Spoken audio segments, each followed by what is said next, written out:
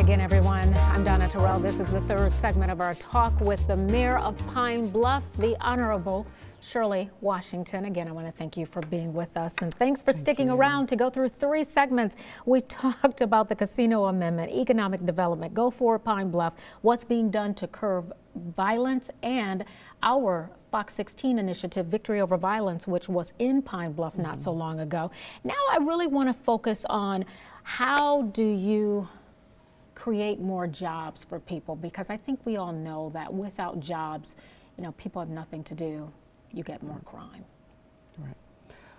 One of the things that we're doing is trying to educate our people and trying to build our workforce education area. We have a collaborative effort between UAPB, Go Forward Pine Bluff, and CRC. And we're meeting on a regular monthly basis to make job creation happen. And I think that's going to be successful.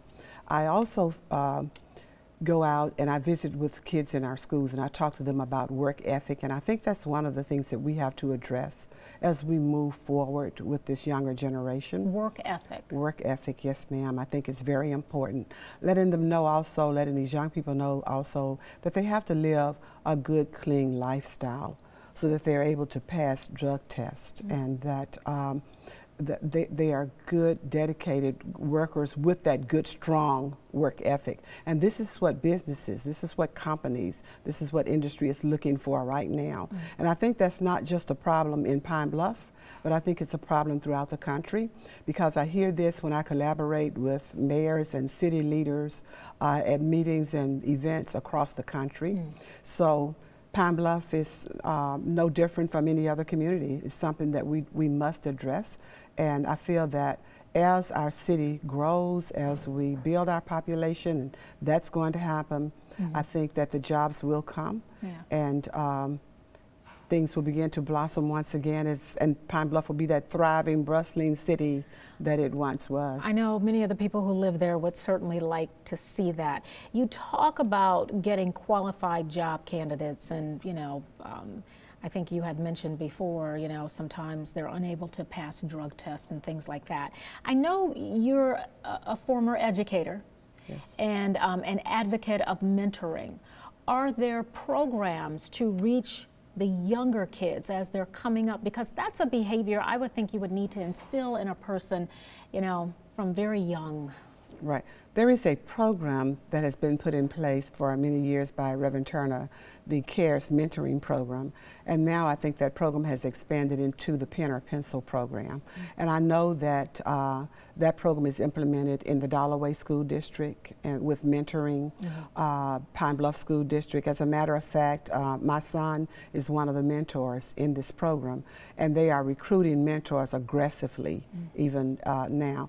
There was a program that came in, 10-point program, and I think that that initiative is also going to be a strong mentoring program that's going to bring law enforcement and pastors together to not only monitor things in the community, but also to provide mentorship for our young people. And I think that's going to be critical in bringing about change. You talked about earlier in one of our previous segments, you talked about your industrial park and that there are jobs there. Is it hard to fill some of those jobs with folks in Pine Bluff? And do you find yourself having to go outside of the city to bring in people, to bring in workers? There are people who do come from outside the city, yes. But the biggest problem that I hear from the industry leaders is the sustainability of the workforce. They can hire them in, but then for various reasons, they don't stay with them. So it's sustaining that level of workforce that they need. It's one of our major.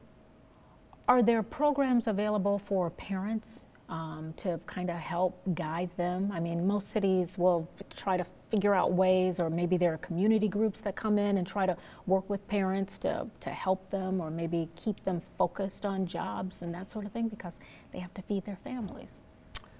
Yes, that is a focus, an area of focus that we have not really concentrated on, to my knowledge, but that is something that has been a key topic of discussion recently. So I think that as we move forward, we will be putting some programs of that nature in place.